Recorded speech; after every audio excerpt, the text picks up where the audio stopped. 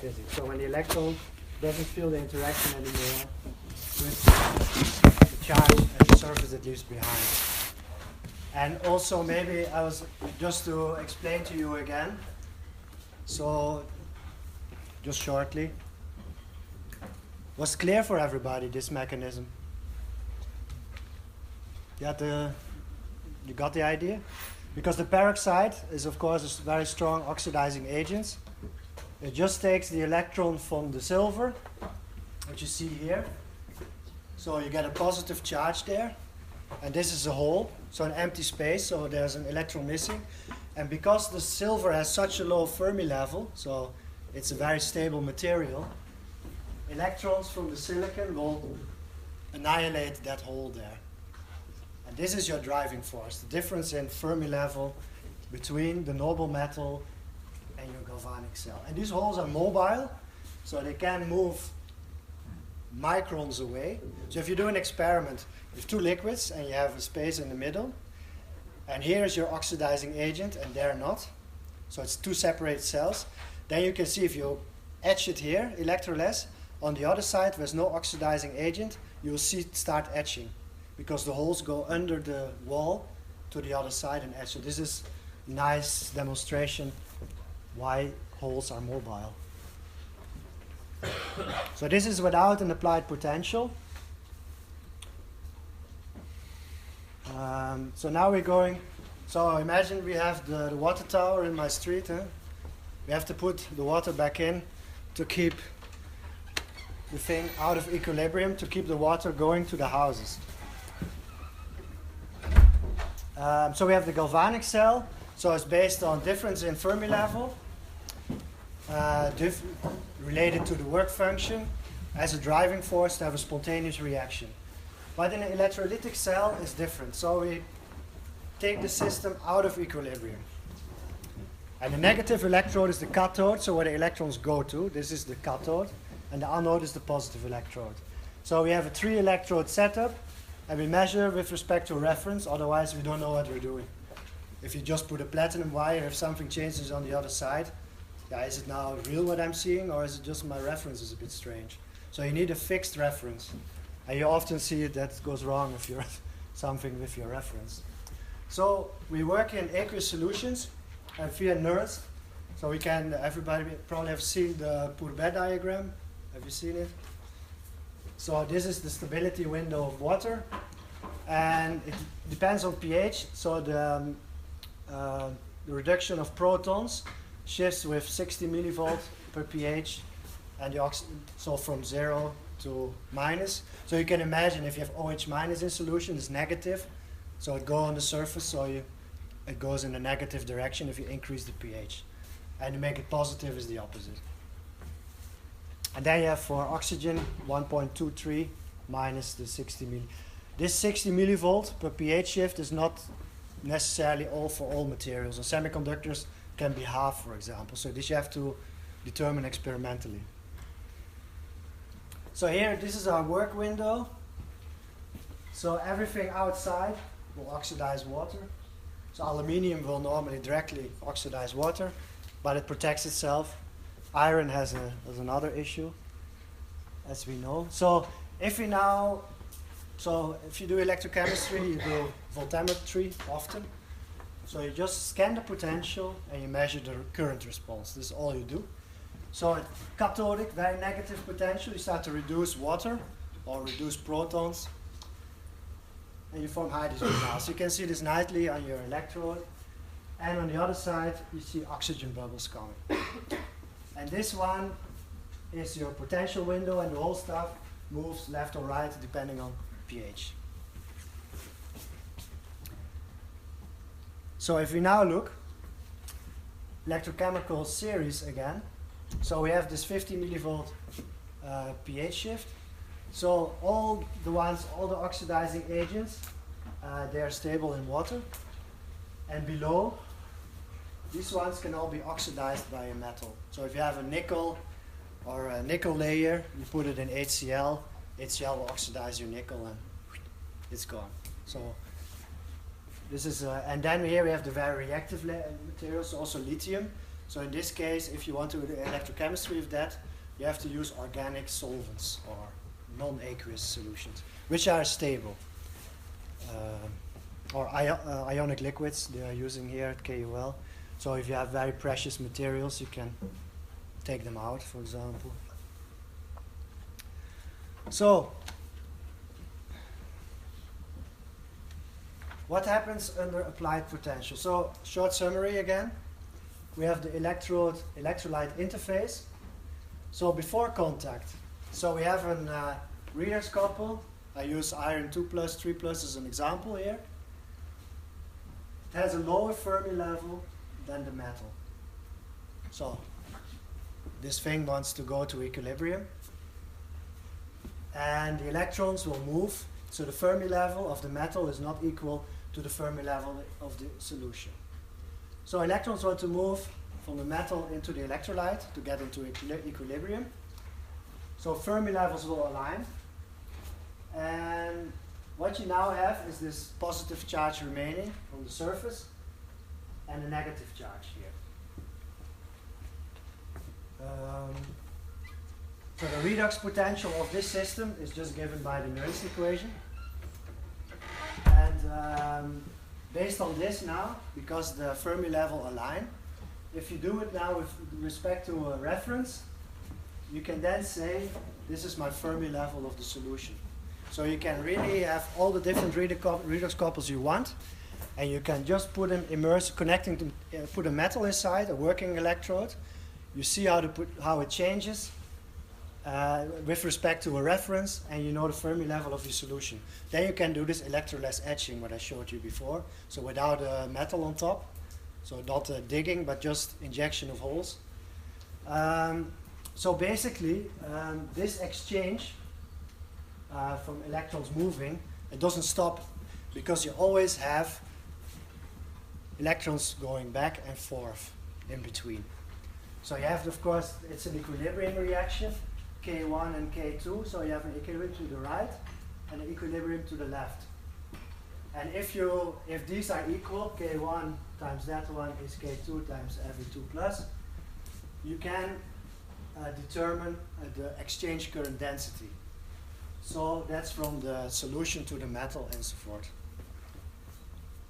So this is J naught. So it's NFK times the concentration of your ion.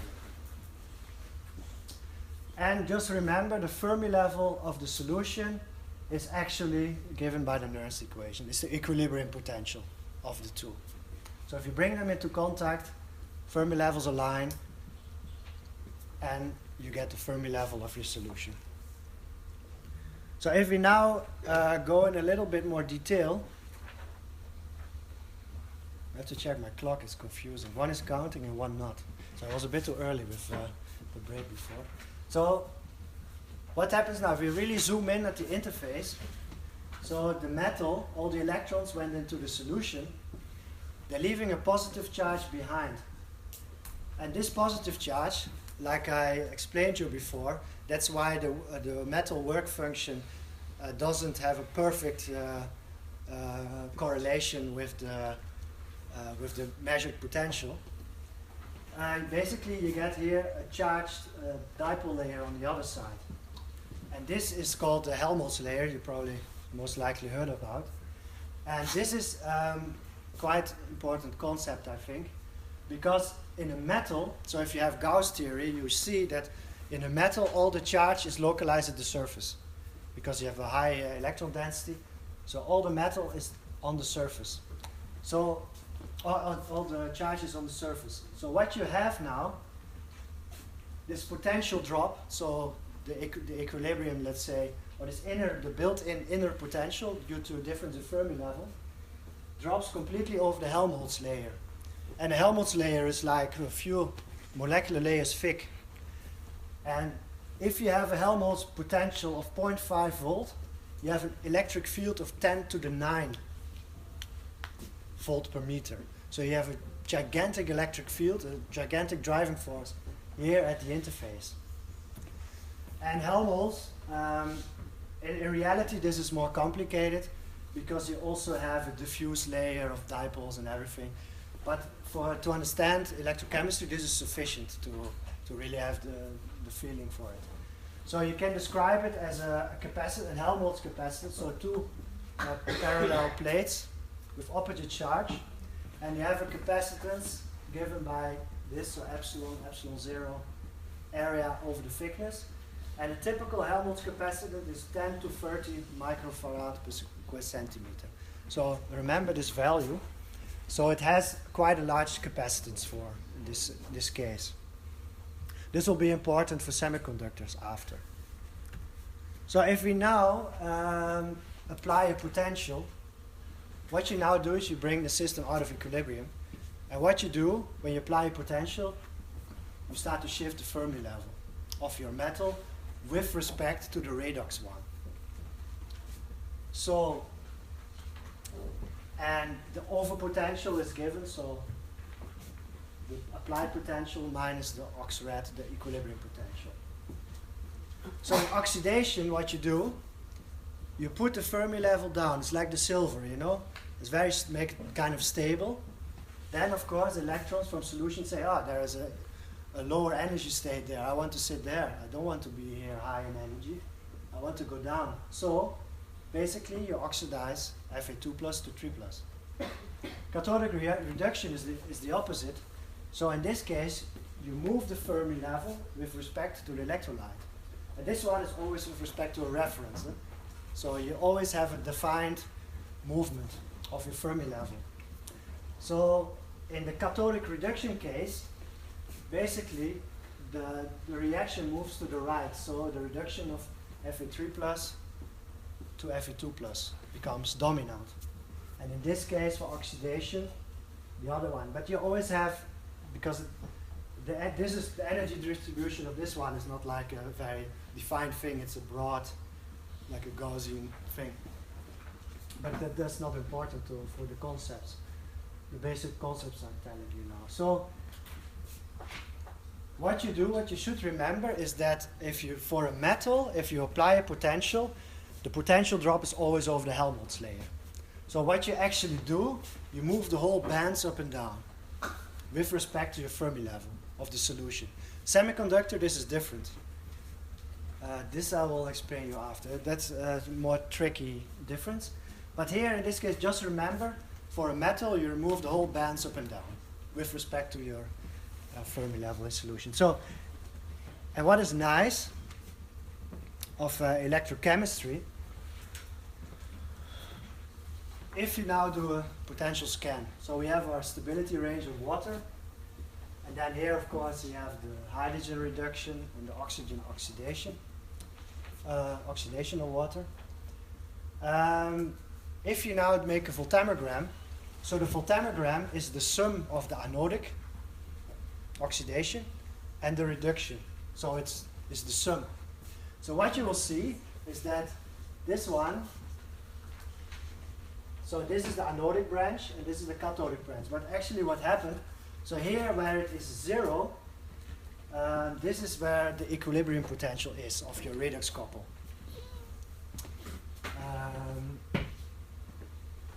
So in this case, we have two current branches, so the anodic one and the cathodic one. But what you see is that the onset of the anodic one starts already before compared to the cathodic one. If you would measure it separate, only if you would measure the reactions really separate, you would have two single branches, and the result now, and if you have the redox couple in solution, you measure the sum of the two.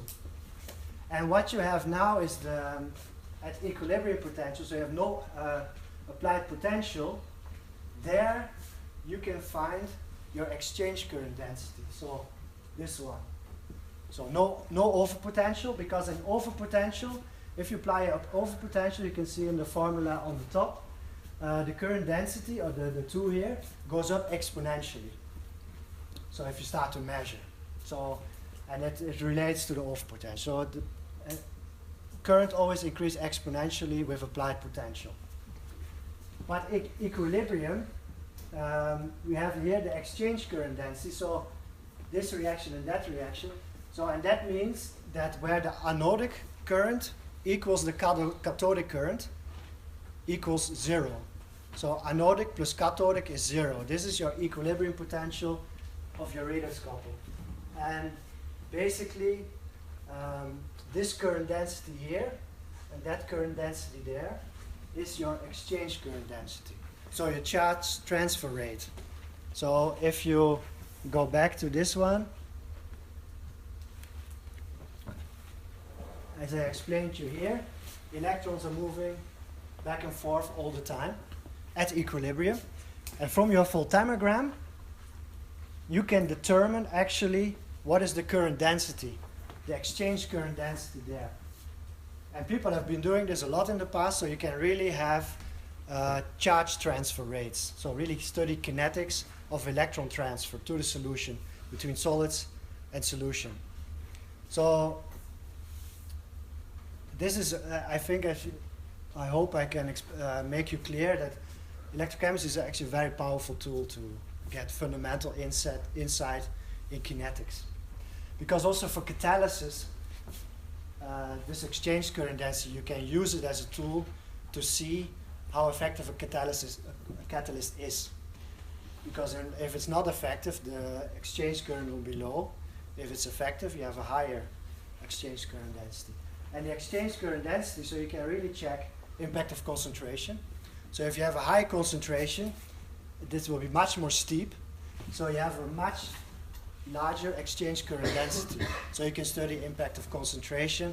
You can study mass transport even, because now basically this reaction is not limited by diffusion. If you take a very low concentration, you can imagine you reduce every iron 3 plus in solution, and suddenly there's nothing more to reduce. So what happened? Your current will go down. It's depleted, and then you have to wait for diffusion to catch up. And then if you do rotation disk electrode measurements, so you do a controlled way of rotating, you can extract diffusion coefficients of a certain ion. I will speak a little bit about that.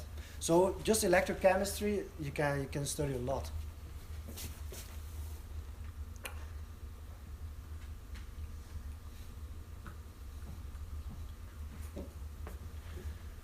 So that was more fundamental. So I want to show you some application. What people do in the case of electrodeposition. So I always speak about reference electrodes and this and that, so you know how your Fermi level moves. But in practice, people don't really care, because they just say, okay, that's complicated, we need an extra electrode, we have to check it all the time. So what they just do, just brute force, and they plate it, and they look afterwards and they see, oh, this is good, it's not good, okay, so I have to go in this direction. So very experimental. So they succeed. It's more like the engineering approach normally, but this is how it works in practice. And they actually they do these things very well. I should not get the engineers angry in this case. So what you have, we supply electrons from an external circuit. We have metals in solution, and we reduce them as a metal deposit on the electrode. So this is the one preferred for simplicity, so galvanostatic. So you just put the current density. I mean, what you can do, you first do all the nice voltammograms, and then you know, okay, this is the good region, and then you say, okay, now I just apply the potential, I know it's right. So this is also a way, it's a good middle way, I think. But potentiostatic deposition, constant voltage, so with reference, it's really for research. And then you can go to this stage, next stage, optimization. So if you want to, the details to see if you have 89% efficiency or 99. Personally, I don't care too much. It's more about the trends I'm interested. Or you can do pulsed current voltage deposition. So pulsed, why pulsed? As I said, if you have the depletion, you take all the metal ions away. Of course, you have to let them come back a little bit, otherwise you do nothing. So then you can do pulsed. So this is if you have very deep trenches. So high aspect ratio structures, you need to go down deep, then you can do pulsed. So for the rest, it's actually very simple. This is nice nickel plating solution for solar cells. So you have green and beautiful blue. We just apply Faraday's law, so it's quite easy. We just measure the total charge, and we compare it to the thickness. We have the density, so you can calculate. And then when you have that, you can also determine the current efficiency. Because based on the charge, you say, okay, so much charge, Fe3 plus 3 electrons, I need so much charge for this thickness. But then I see, oh, I have only half. And then you say, oh, the current efficiency is low because I'm depositing, I have a competing reaction with hydrogen. So hydrogen water reduction. So in this way you can, because the hydrogen bubbles is a problem for the process, you get voids. So this is also not what you want. So you have to get a bit feeling for the system. So yeah, you have it a lot in everyday life. This is, you can have beautiful Italian lamps. Sorry, I'm using Italy as an example. But gold-plated.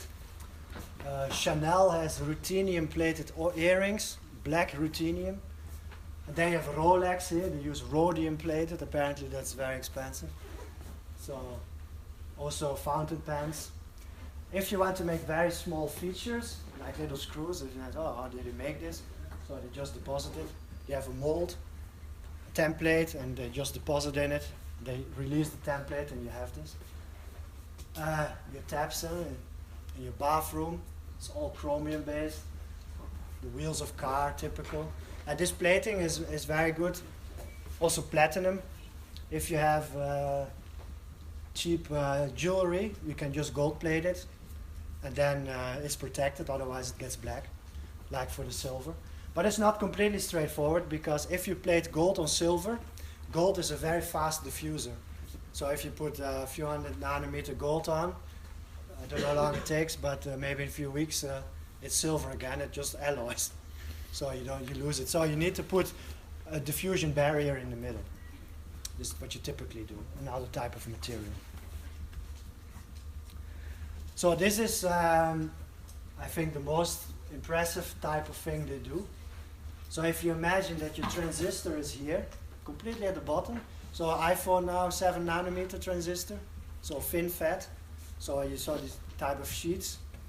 So very small dimension. So 7 nanometer, next year with 5 nanometer, and they already speak about 1 nanometer. So what is that?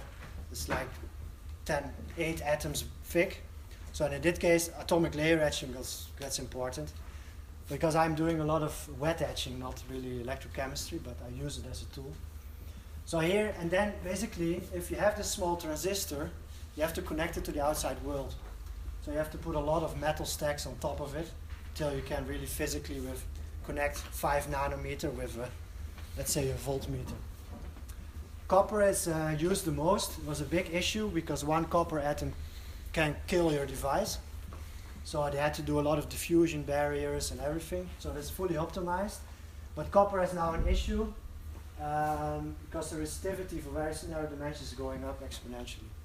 And then they need other metals. So cobalt is the one they're going to use now. So you can see that here. So here is your transistor. This is not 5 nanometer, but a bit bigger, I think. So you have to completely plate it in different layer. And now, because everything gets so small, in the end you cannot scale anymore. You get a lot of contamination, they don't know what it is. So now they want to stack the chips, because in principle chip is very small. If you now stack them on top of each other, you can also keep the performance going like Moore's law. So yeah, this is how it works. So you have these metal lines, source drain, you apply potential and the current can go yes or no. And they have some little tricks, because again you have diffusion issues here. Not only diffusion, you have also electric field issues. Because if you have pointy places, electric field is locally enhanced. So if you go on the points there, what you will have is that the points, let's say the edges on top of the trench, they will plate faster than at the bottom. So you close it and basically you have a hole in the middle. So this is what you don't want. So what they do is they add specific molecules to it. suppressors and accelerators. So accelerators is actually a very small molecule, so diffuse very fast. So it can diffuse down and it enhances the electric deposition on the bottom. But to stop the electric field effect, they put very bulky molecules. So this you have, this is the small one, and polyethylene glycol, they suppress electric field effects. So PEG, they call it. And that one will absorb on the top. So it will suppress the deposition there. So bottom up, you have really bottom up filling until the top. So of course there is a limit. I think what they do now is up to 10 nanometer trench. I don't know how deep, but maybe a few hundred nanometer deep. They can fill it up. But if you go smaller, then yeah, it's a tricky business, let's say. So you can also, this is quite nice if you want to study nucleation effects. So what kind of particles you form, what size, how they grow as function of time. You can connect an electrochemical cell to a TEM, so transmission electron microscope. This is already from 2003, so it's already quite history. But anyway, it's nice. Our group, they do now, for example, nanowires of silicon germanium, and they also connected an environmental TEM. So basically the liquid is passing through the cell, and you can, with TM, you can just see it dissolving. Not atomic scale resolution yet, but you can see it. And this is a bit, this is one of these predecessors, so you can also do plating. So you have the reduction of your copper, so the negative cathodic branch, and on the right you have oxidation of copper. And then by doing this frame by frame very fast, you can analyze how the film grows and how the particles behave, stuff like that. So this is quite nice work. So I spoke already about diffusion. So diffusion you can use to your advantage. So if you now look on the right, so we have, let's say, a silicon patterned surface with holes, and in these holes you want to do electric deposition of indium in this case. So what you see is that because you have quite some space from one to the other, you have quite some material to be reduced. So you get, it grows in all the directions, let's say. If you now do a little trick, and you put the holes, the openings very close together, you get a depletion, because here the diffusion is very fast, or the deposition is very fast, the fusion cannot keep up. And what you then have is that here the fusion is faster, so you get a nanowire growing. So this is quite nice. So by playing with all these mass transport effects, you can really control the thing you want to make. So this diffusion effect can be a big problem, but you can also use it at your advantage. This is another example, so anodization. So electropolishing. So it's again about field effects.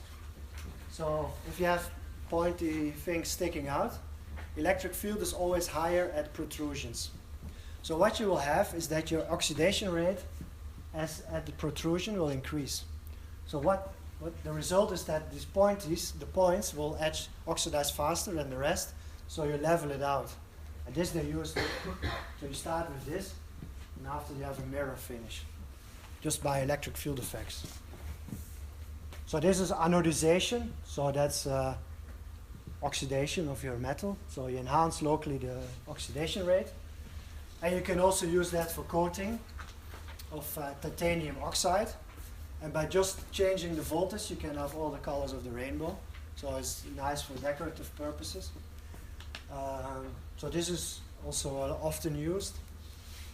For nanoscience, what you can do, you can make this kind of oxide. But if you use an electrolyte which dissolves this oxide, you can make very nice nanoporous structures. So what happens? So first you get a random nucleation of pores, because your aluminium is, let's say, also a bit curved. So where you have where it's locally thinner, you have a higher electric field, and there this solution is enhanced. And you do this in a two-step process because the pores first go random in all direction, and when they meet each other, you get a mechanical stress, and they again start to self-assemble in a honeycomb structure.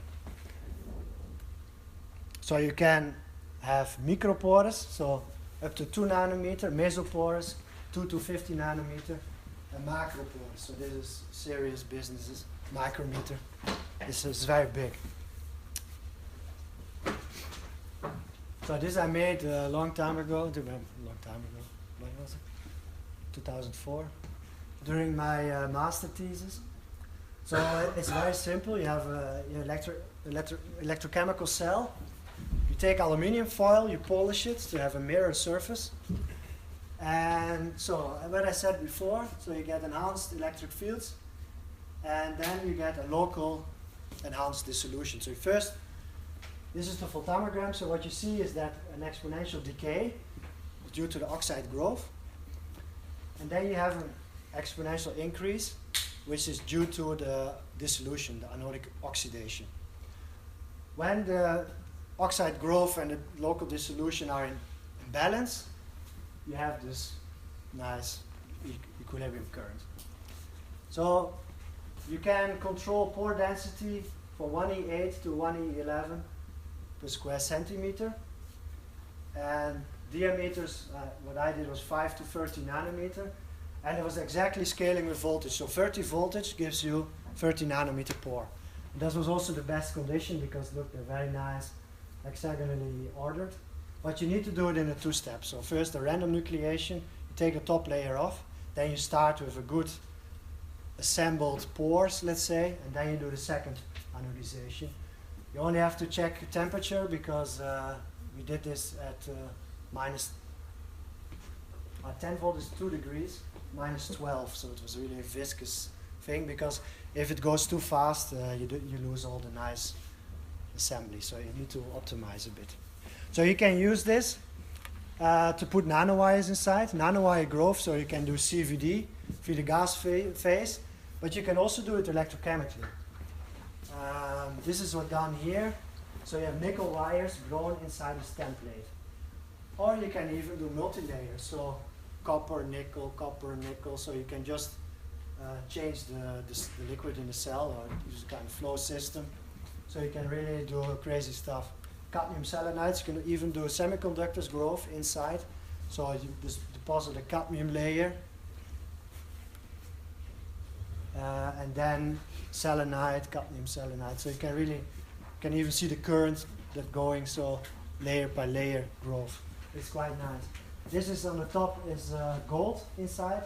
So you see the very nice, beautiful red color because of a resonance, plasmon resonance. So this you can put inside and you can use it for all kind of application. You can do charge transfer or spectroscopy and these kind of things. Okay, now we go to the semiconductor part. So remember metals, we have Helmholtz layer, one charge layer on one side, all charges at the surface, and you have an opposite charge on the outside. Potential drop is over the Helmholtz layer. Semiconductor is different because this is again out of equilibrium. So we didn't put the semiconductor yet in solution. So we have, this is an N-type. I only showed the N-type. P-type is just the opposite.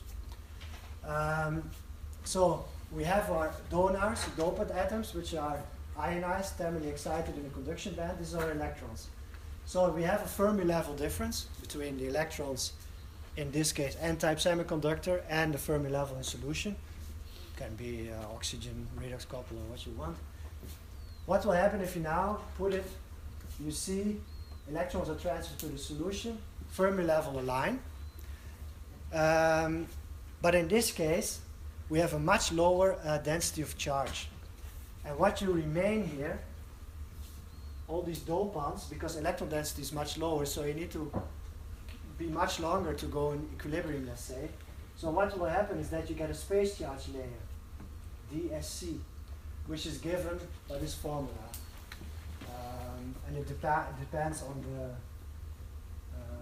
donor density. So higher donor density, you have a very small space charge layer, and otherwise it becomes very large. So typically this thing is like 100 nanometer thick. So all your charges are now not distributed on the surface in the case of a metal, but they are distributed in the space charge layer, the donor atoms. So the electrons are moved away from the donor atoms, and all the positive charge stayed in this layer, and then it's compensated by your Helmholtz layer charge. Oh, sorry. I don't understand why we have positive charge in the band gap. If we have a semiconductor, so intrinsic semiconductor, undoped semiconductor. So if we now dope the semiconductor, we put an atom inside which has 1 electron more than your lattice. So if you have silicon, you can put phosphorus inside, for example. It's 1 electron more. And what will happen is that this dopant atom takes energy levels close to the conduction band. And then by thermal excitation, this atom with 1 electron more, release the electron in the conduction band. And of course, so those are the ions. Your dopant atoms, which are oxidized. They're thermally oxidized. Electrons are in the conduction band. But and that the donors doesn't represent the mobile charge then. It represents the ions, not the mobile charge. No, they are fixed, yes. That's a good remark. They are fixed. They are really physically fixed in the lattice. So this one, basically, you electrons, which normally compensate these ions, you take them away into solution, and you build up this depletion layer. And if you now look at the capacitance, we can no longer say that the total capacitance is just one parallel plate capacitor, but actually it's two. So one capacitance of the space charge layer, so 100 nanometer thick layer, and a Helmholtz capacitance, which is much thinner, 0.3 nanometer or something. So what happens now, the potential, if you now change the charge at the interface, the potential is not only over the Helmholtz layer, but the potential change is also over the semiconductor. So it's distributing between the Helmholtz and the semiconductor. And this is a very useful concept, because this means, I'm going too fast now, so just remember that we have two capacitors next to each other now. Semiconductor, depletion layer, capacitance, and a Helmholtz capacitance. So if we now apply a potential, so we start to move the Fermi level with respect to the Fermi level in solution. If we take down the Fermi level, so we make it an anode, so we take the electrons away, we put them to the counter electrode, take them out. We call this depletion because the electrons are depleted at the surface and all the positive ions are remaining there. So it's depleted, so low in electron concentration. If we now do the opposite, we apply a negative potential, Fermi level is going up, so basically you get also here band bending. You see this, the bands here are fixed. What you will see now, if you put a positive potential, all the electrons will go at the surface, and you call this accumulation. So now it becomes like a metal because the Fermi level is, if you apply too much cathodic potential, the Fermi level goes in the conduction band, and then it's a quasi-metallic state, let's say. And the surface electron concentration is again exponential dependent. So if you start to measure the onset of the current, its electron concentration will go up very rapidly. So it's the same, similar as a metal in this case. And what I would like to have here is consider this thing. So I remembered I told you the Helmholtz capacitance is 10 to 30 microfarad per square centimeter, right? At a certain value, there's a large capacitance. So if we now consider the depletion condition,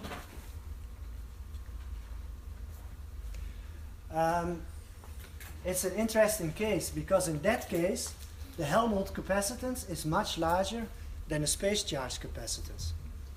And basically, we have this, the series connection of parallel plate capacitors is 1 over the total capacitance, plus 1 over the capacitance of the semiconductor, and plus 1 over the capacitance of the Helmholtz layer. So, and because the Helmholtz capacitance is much larger, this contribution becomes small. So you can stripe it away. So the total capacitance is now described only by the capacitance of the semiconductor, of the space charge layer. So and in that case, you can, so the space charge capacitance is given with that formula. You don't have to pay too much attention. But what I'd like you to remember is that in this case, for a semiconductor, when you change the potential in depletion, the potential doesn't go over the Helmholtz layer, it only goes over the depletion layer thickness. And that means that your band edges are fixed. And when they are fixed, in that case, you can basically determine the position of your valence band edge and your conduction band edge. And it's given by the Moltke relation. So you can actually measure the position of the band edges when you are in depletion, because we have a difference in capacitance. So Helmholtz capacitance is much larger, so we can exclude this one. So the change in potential with change in charge is only affecting the depletion layer thickness. And why is this important or interesting? Important is relative maybe. Because when you can measure the valence band position, so remember the redox etching I showed you. So we have a redox couple and we can inject holes. And basically we can now measure the band energy diagram by measuring the capacitance of your system. So it's just a standard software now these days. And this is what I did during my PhD for water splitting. So making hydrogen by a photocathode. Just illuminating the surface, you generate hydrogen and you oxidize water at the same time.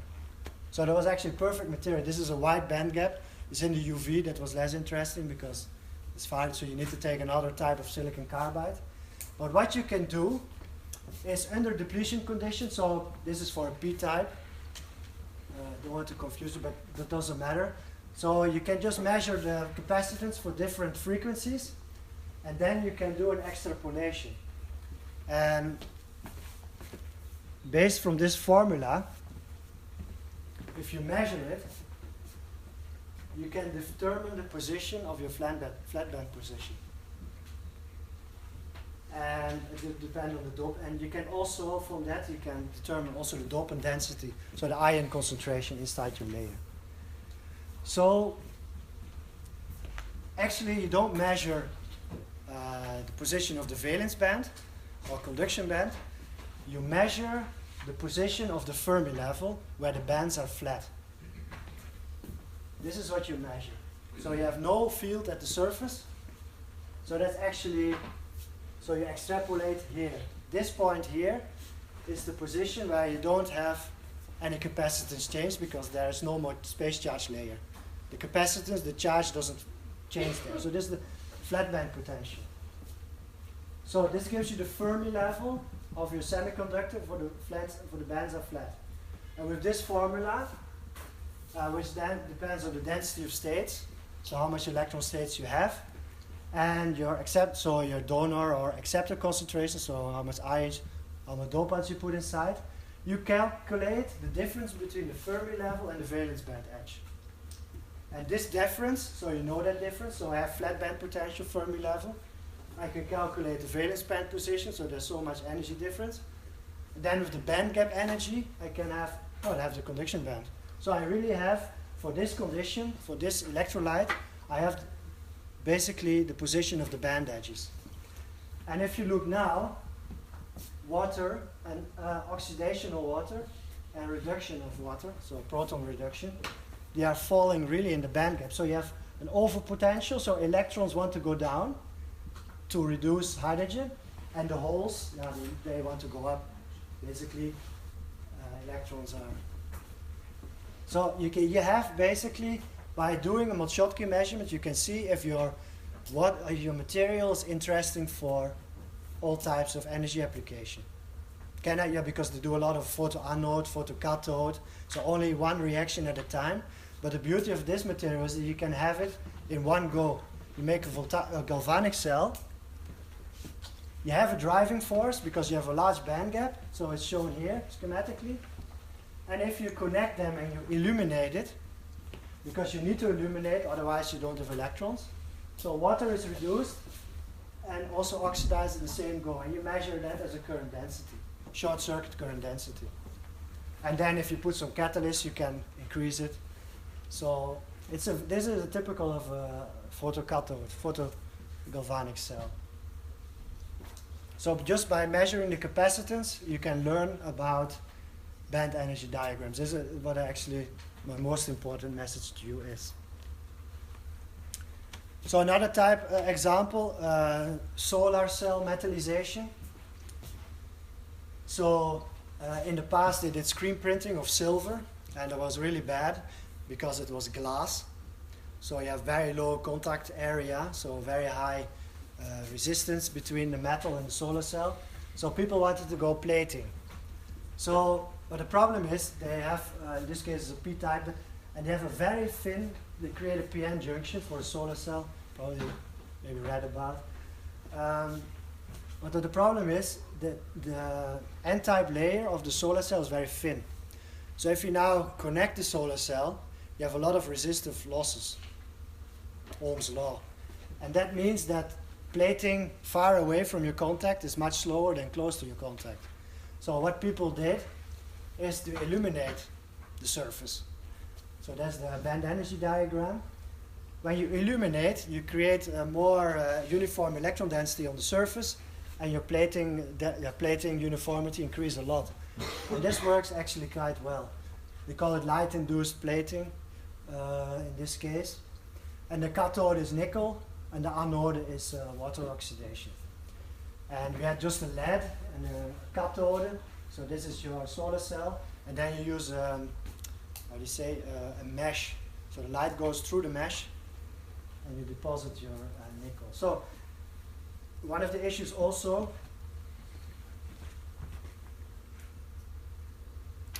I'll skip this one, otherwise I cannot show the rest. So here you also see galvanic effect. Because nickel on silicon, you need to put quite some overpotential to deposit nickel on silicon. But once the nickel is deposited, you don't deposit anymore on your silicon, but you get nickel on nickel deposition. So it's a galvanic effect. So the problem is you get all these particles. So if you want to do a 10 nanometer thick layer, you cannot do it because you have to completely overgrow first the whole layer. So this is an example of galvanic issues. So now in the case of etching, this is my last part. So an n-type semiconductor, so we need to illuminate it. Because why? An n-type, so at cathodic polarization, we have high electron concentration at the surface. We can reduce something in the liquid. So we have a reduction current. But on the other way around, we have depletion. So all our electrons are away from the surface. So in this case, you have no charge. So you cannot measure anything. So it's just no current. If you want to now photo etch it, what you do is you illuminate your sample.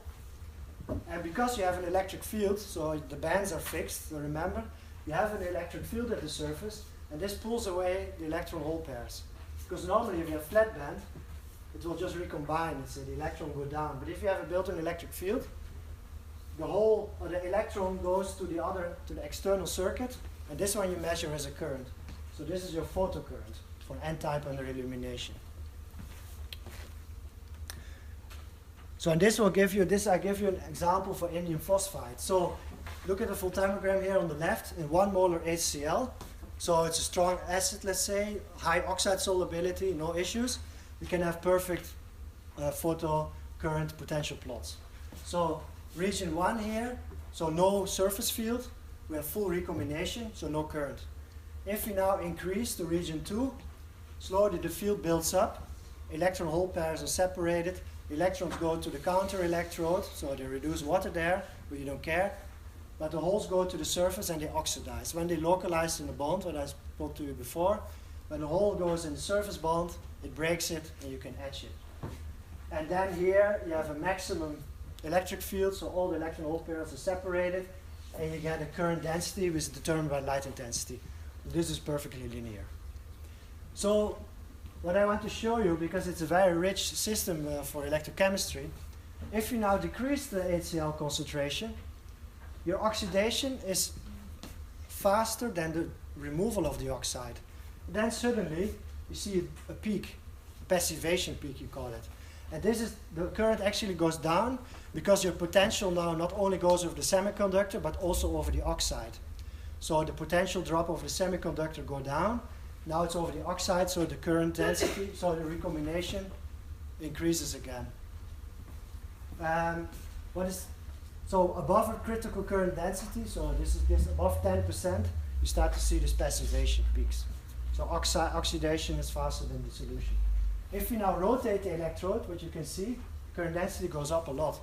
And if you rotate 1000 RPM, it's the same as this one. So then it's essentially oxide free.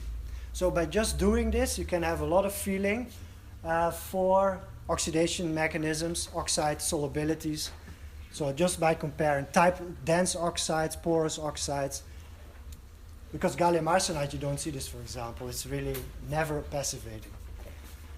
So if you now go in this range, so I spoke already about mass transport there on the right.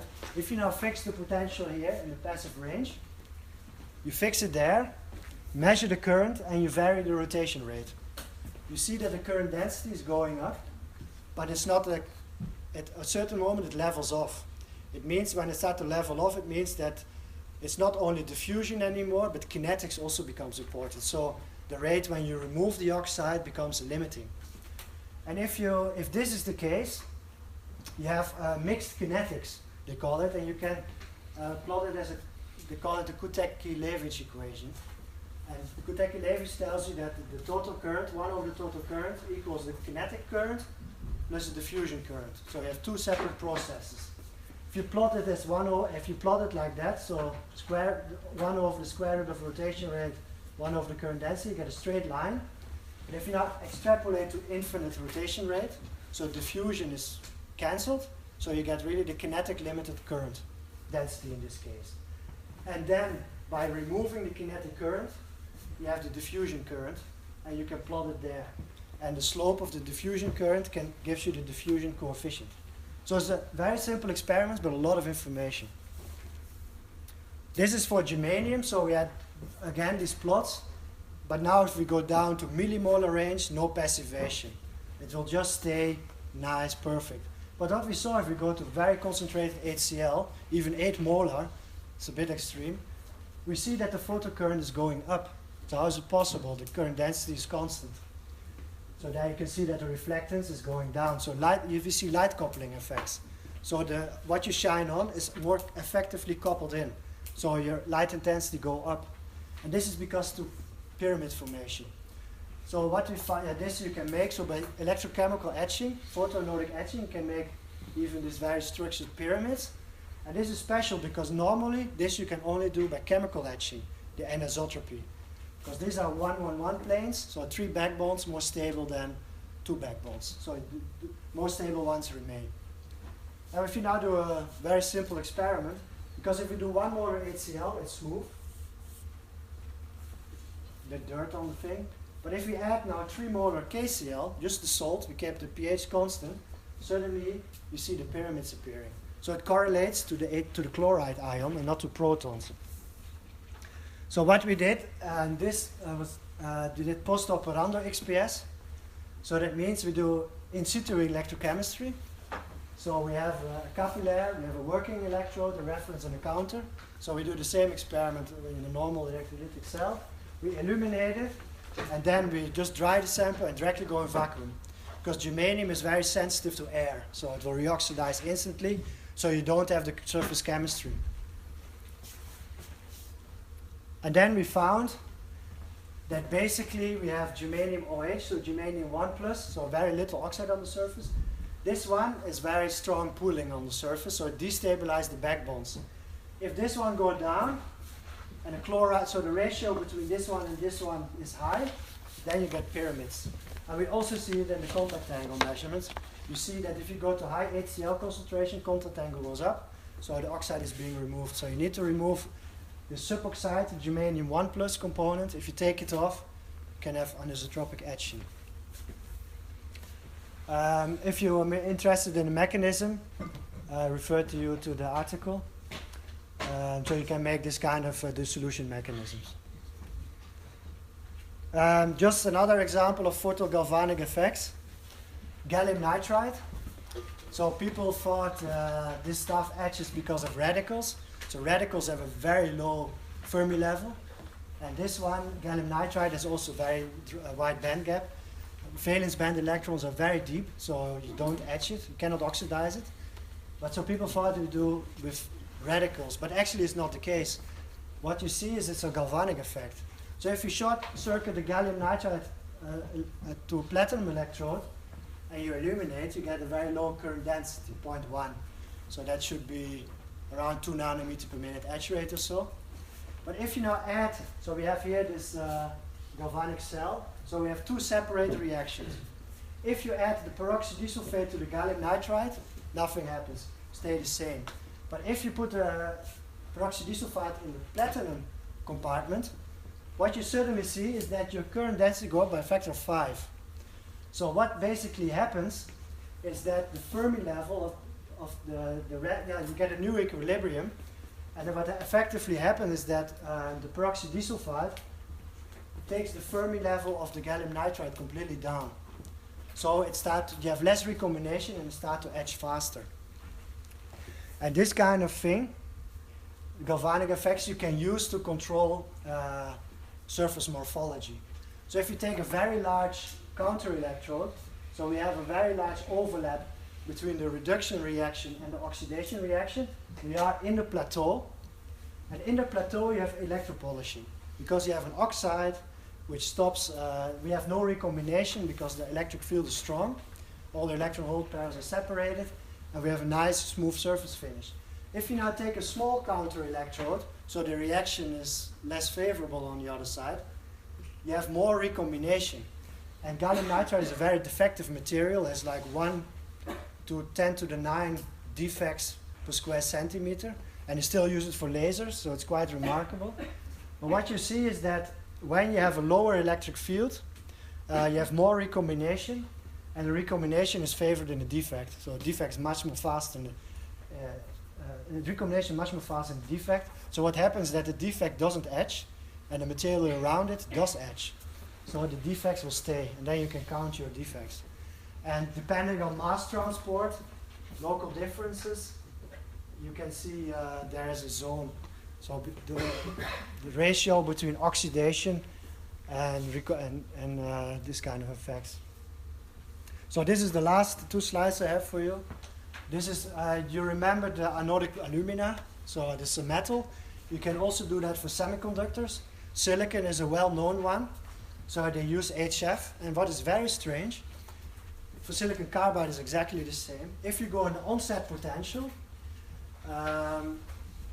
you have 2 holes per silicon, and in this case, you have porous etching. So what I forgot to tell you in the previous slide, you can really, with electrochemistry, you can determine the dissolution valence.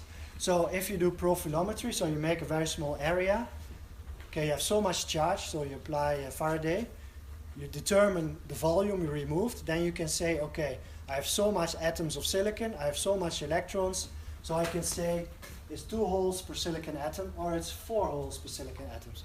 And apparently, when you have a 2-hole process, it gets porous, and when it gets 4 holes, you have a polishing layer. I still don't understand why this is, but it's like that. Silicon carbide is also like that. So above a critical current density, you have enough oxide, and then you protect the surface, and you don't have porous etching anymore. So it is related to oxide formation, oxide dissolution. So this you can have a lot of information. Then there is another one. So if you don't want to be delicate, you don't want to care about reference electrodes, you just apply a very strong potential, you don't care. What will happen is they call it an avalanche breakdown. So you break down your band gap. So you pull the Fermi level down so much that the distance between the valence band and the conduction band gets very small. And then the electrons can tunnel from the valence band to the conduction band. And then the holes stay behind and they etch it. And what you then have at pores, you have again the highest field. So the pore tips, they have more breakdown than the rest. And you could then porous etching. So and this you can make with porous etching. So porous silicon for lithium battery anodes, silicon nanowires via porous etching. So basically you etch the pores around the material, and in the middle of the center of all these pores, a wire stays. So like a hexagonal thing. So you can really make nanowires. Used for silicon microreactors, you can check on this website. They have a lot of application. You can do very nice for sensing application, drug delivery, catalyst carriers, fuel cell. This is again a photocathode for gallium nitride. So what you see here, the photocurrent goes up, but the surface is so defective that the other reactions, or the cathodic reaction, doesn't work anymore. So this one only works as a cathode, of an anode. So you need to have to make a cathode to make this galvanic cell to run it, and not like silicon carbide, which has its own overpotential.